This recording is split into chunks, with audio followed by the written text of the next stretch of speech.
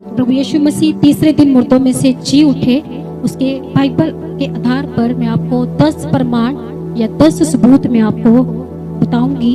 पहला, खाली कब्र। मत्ती रचित उसका 28 अध्याय 5 और 6 आयत को देखेंगे। स्वर्गदूत ने स्त्री से कहा, तुम मत डरो, क्योंकि मैं जानता हूं कि तुम यीशु को जो क्रूस पर चढ़ाया गया ढूंढती हो। वे यहाँ नहीं है, परंतु अपने वचन के अनुसार जी उठा है।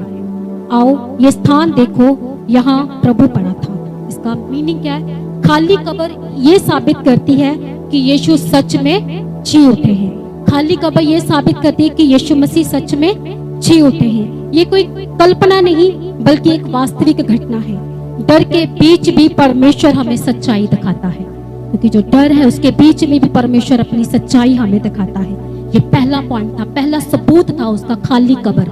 उसका दूसरा सबूत है स्वर्गदूतों की गवाही। हम वचन को देख सकते हैं, लूका रचित सुसमाचार 24 अध्याय 4 वचन से लेकर 7 तक। जब वे इस बात से घबराई तो क्या देखती है कि 2 पुरुष चमकते हुए वस्त्र पहने उनके पास आ खड़े हुए।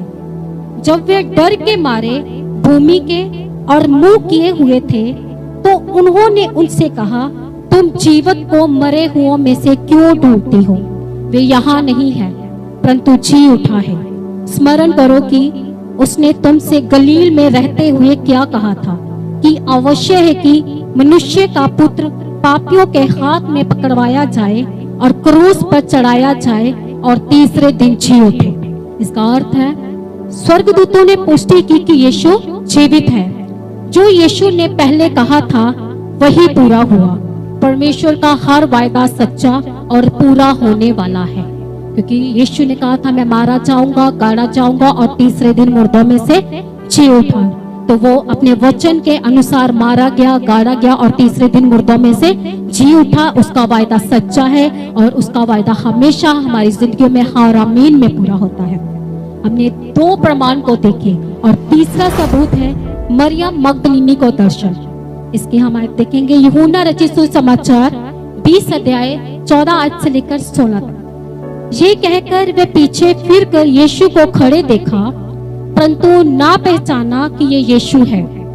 यीशु ने उससे कहा, हे नारी, तू क्यों रोती है? तू किसे ढूंढती है?